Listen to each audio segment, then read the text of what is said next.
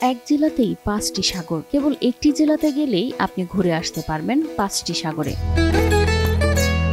হ্যাঁ, সত্যিই তাই। একসাথে ৫টি সাগর দেখতে আপনিও যেতে পারেন এ অপূর্ব স্থানে। এখানেই পাওয়া যায় নানা প্রজাতির মাছ। প্রায় ৩০ কেজি ৩৫ কেজি হাইয়েস্ট পর্যন্ত আপনার গ্লাস কাপ ছিল একটা ৮২ কেজি পর্যন্ত। পৃথিবীতে অনেক উপসাগর, সাগর, মহাসাগরের নাম আমরা শুনেছি। তবে জানেন কি, বাংলাদেশেরই একটি জেলায় রয়েছে ৫টি সাগর, যার প্রতিটিতে লুকানো রয়েছে ভিন্ন ইতিহাস। প্রতি বছর লাখো মানুষ এই সাগরগুলো দেখার জন্য ভিড় জমান। কিন্তু এটা ইতিহাসের জন্য এটা অনেক দূর দূরান্ত থেকে, বাংলাদেশ, বাইরের দেশ থেকেও, ইন্ডিয়া থেকেও অনেক এখানে পর্যটন আসে। জুলুম সাগর, আনন্দ সাগর, মাতা সাগর, সুখ সাগর এবং রামসাগর। সাগরের নামগুলো হয়তো শুনে মনে হবে প্রকৃতির সৃষ্টি, কিন্তু শুনে অবাক হবেন এ প্রতিটি সাগর মানব সৃষ্ট।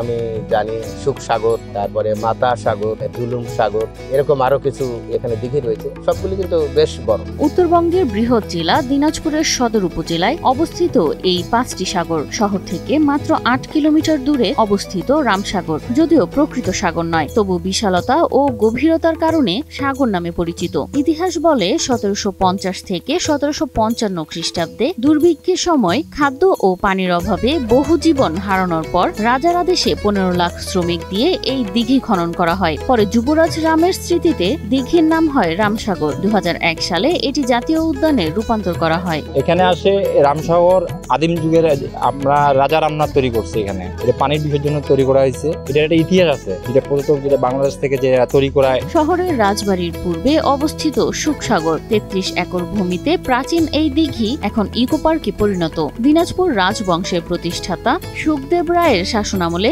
নিজের নামে এই দিঘি খনন করেন। বাংলাদেশের সবচেয়ে বড় দিঘি এই রামসাগর। আমরা এই রামসাগরের মাধ্যমে দিনাজপুরকে আরো একটু মানুষের সামনে তুলে ধরতে চাই। এখানে আমরা পর্যটনের বিকাশের জন্য বা মানুষের দৃষ্টি আকর্ষণ করার জন্য, এখানে বিনোদনের সুষ্ঠু পরিবেশ গড়ে তোলার জন্য আমরা কিছু পরিকল্পনা হাতে নিয়েছি।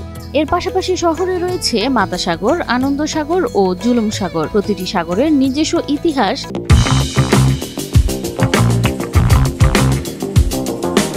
ও প্রাচীনতা রয়েছে। ৩টি সাগর কিছুটা উন্নয়ন পেয়েছে, কিন্তু মাতা সাগর ও আনন্দ সাগরের অবস্থা এখনো বেহাল। এখানে আমাদের জীবজন্তু আছে। তারপর শীতকালে আপনার ডিসেম্বর, জানুয়ারি, ফেব্রুয়ারি মাসে এখানে পিকনিকের অনেক আয়োজনের ব্যবস্থা আছে। তার সাথে শ্রী পঞ্চমী একটা হিন্দু ধর্মদের একটা বিশাল বড় এখানে একটা পূজার আয়োজন করা হয়। প্রতি বছর দেশের বিভিন্ন প্রান্ত ও বিদেশ থেকে লাখো দর্শনার্থী আসে। তারা আশা করেন সরকারি পৃষ্ঠপোষকতায় সাগরগুলো উন্নত করা হলে পর্যটন এবং রাজস্ব বৃদ্ধি পাবে। কিন্তু এখানে একটা সবুজ শ্যামল প্রকৃতির একটা ওয়েদার আছে, যেটা অন্য কোনো পার্কে এই ধরনের ওয়েদারের কোনো ব্যবস্থা নেই। এদিকে সাগরগুলো নিয়ে কিছুটা আশার বাণী শোনালেন দিনাজপুর জেলা প্রশাসক রফিকুল ইসলাম। বর্তমানে রামসাগরের যে বর্তমান অবস্থা, এখানে পর্যটক বান্ধব করে গড়ে তুলতে হলে এখানে আরো কিছু কাজ করতে হবে। আমরা ইনশাল্লাহ আশা করছি যে আগামী ২-৩ মাসের মধ্যে এখানে মোটামুটি মানুষের মধ্যে একটি পরিবেশ আমরা সর্বসাধারণের জন্য প্রস্তুত করবো ইনশাল্লাহ। দিনাজপুরের এই ৫টি সাগর শুধু প্রকৃতির সৌন্দর্য নয়, ইতিহাসের স্মারকও।